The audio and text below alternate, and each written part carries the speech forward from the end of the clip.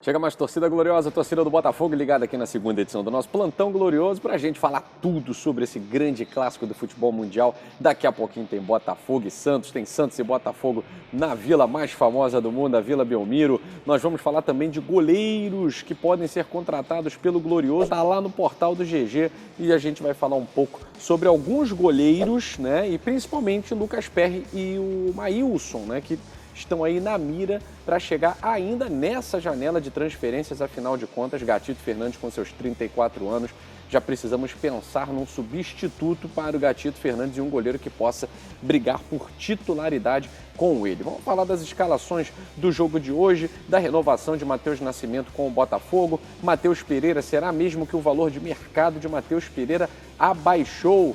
Vamos ver se essa informação procede e a gente vai trazer isso agora no Plantão Glorioso.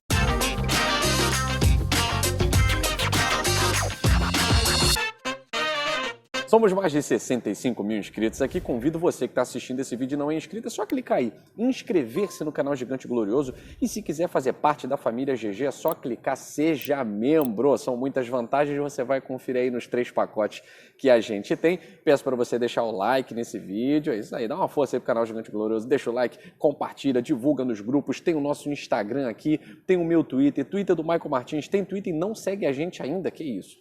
Segue lá, segue lá. E a nossa parceira, a Bet Nacional, que vem fazendo a alegria de muitos inscritos, de muitos seguidores que usam o link do canal Gigante Glorioso que está fixado nesse vídeo para poder apostar e ganhar, tá certo? Meus amigos, vamos lá. Antes de falar desse clássico Santos e Botafogo, vamos ao assunto que todo mundo quer saber, o assunto que interessa, né? Que é contratação, né? Na parte da manhã a gente trouxe aí o interesse do Botafogo, que está pintando, né, os moldes da proposta concreta para o Tiquinho Soares, que é o plano A do Botafogo, e goleiro, que é uma preocupação nossa, né? O Maílson do Sport é um nome que foi cotado em vários outros clubes, né? E é claro, clubes do Brasil que disputam o Maílson, que querem o Maílson, o Botafogo é aquele que tem a maior vantagem de trazer o jogador, né? Tem aquilo que o jogador procura, né? Isso, o Botafogo já atravessou aí algumas negociações, especialmente contra São Paulo e Santos, né? São Paulo era um dos interessados no Maílson, né?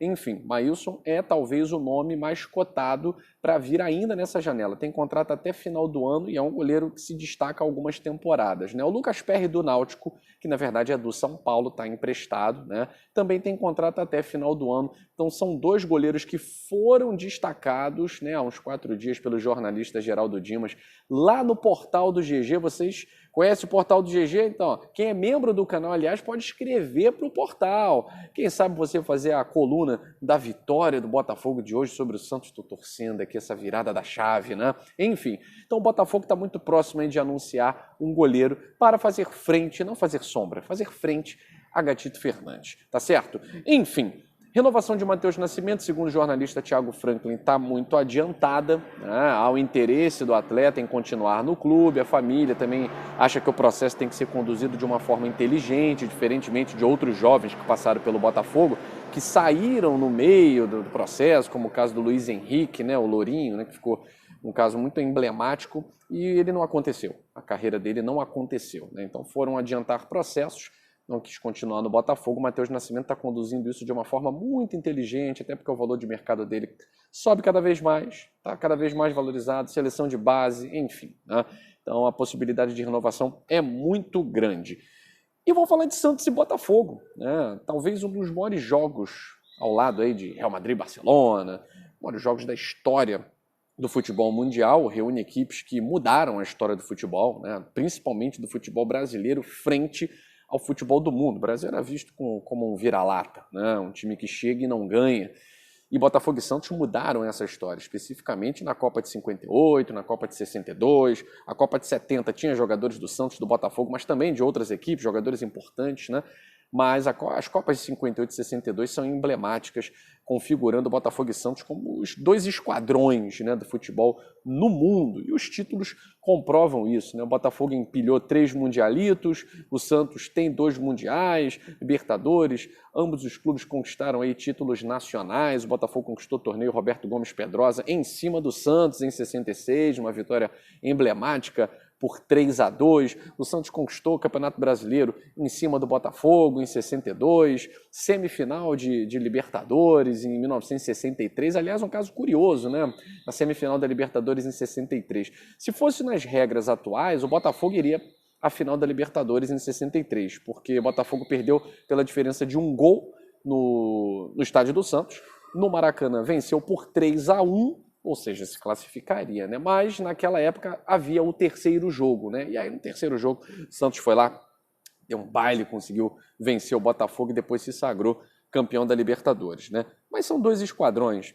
Lembro também um confronto que antecedeu a classificação do Mundialito de Caracas, conhecido como a Pequena Copa do Mundo em 67, Barcelona, Peñarol, e aí Santos e Botafogo em 66 disputando a vaga. O Botafogo venceu os 3 jogos, o Botafogo venceu os 2 jogos, vitória sobre o Santos, se classificando para a disputa do Mundialito em 1967, onde foi campeão em cima do Barcelona numa vitória por 3-2. Então a história passa por Santos e Botafogo. Mas hoje Santos e Botafogo estão ali em posições intermediárias no Campeonato Brasileiro, vem mal, vem em crise, empilhando derrotas, eliminações, né?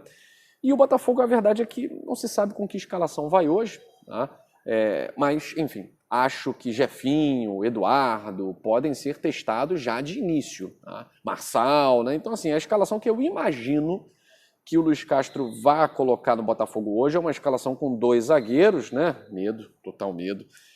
Gatito Fernandes, Saravia, Felipe Sampaio e Canu, Marçal na lateral esquerda, no lugar do Hugo, né? Acredito que o Marçal já treinando há quase um mês no Botafogo, tenha condições de assumir essa lateral esquerda e de dar mais estabilidade ao setor defensivo. A volta do Rafael e a estreia do Marçal, Rafael não volta hoje, né? Mas quando os dois estiverem juntos, eu acho que a gente vai conhecer a estabilidade defensiva, né? Chegando 2 zagueiros aí, o Segovia assinando e o Adrielson, que já está tudo certo, questões burocráticas apenas separam o anúncio oficial, né? Eu acho que o Botafogo vai conseguir elevar o seu nível defensivo. O meio-campo mistério, mas acredito que ele entre com o Patrick de Paula, o Tietê e o Lucas Fernandes. Acho que o Piazon começa no banco. E aí a dúvida, se ele entrar com o Eduardo, ele pode entrar com o Eduardo pelo lado esquerdo e o Gustavo Sauer fazendo meio, caindo um pouco pela direita, né? E o Erisson lá na frente. Ou ele simplesmente tira o Gustavo Sauer, coloca o Eduardo mais pela direita, ou jogando junto com o Erisson ali na frente, e Lucas Fernandes e o Jefinho, né? Botar um time bem ofensivo, né? O Jefinho caindo pela esquerda, o Eduardo pela direita e o Erisson ali centralizado. Lembra que a gente falou, né? O Eduardo, a gente queria saber em que posição o Luiz Castro vai colocar o Eduardo para jogar.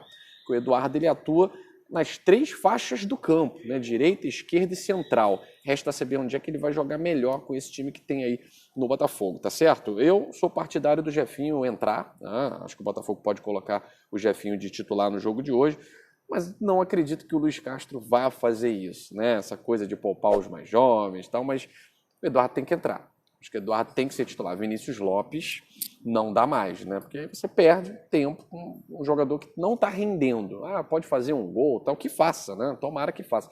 Mas não está rendendo e aí você fica recalcitrando contra o aguilhão, né? Lutando contra números e contra fatos. Então acho que poderia hoje colocar Eduardo, Jefinho, Erisson ou Gustavo Sauer, que também não vem jogando muita bola, mas a gente torce aí pelo jogador, Eduardo e Erisson. Eis a nossa dúvida. Luiz Oyama ou Tietê? Ele tem colocado o Tietê para jogar. Acho que ele vai continuar com o Tietê. E o Patrick de Paula retornando ao meio-campo. E o Lucas Fernandes, que é o jogador mais regular desse meio-campo, não acredito que vai dar a vaga para alguém. Tá? É um jogo importante para o Botafogo vencer.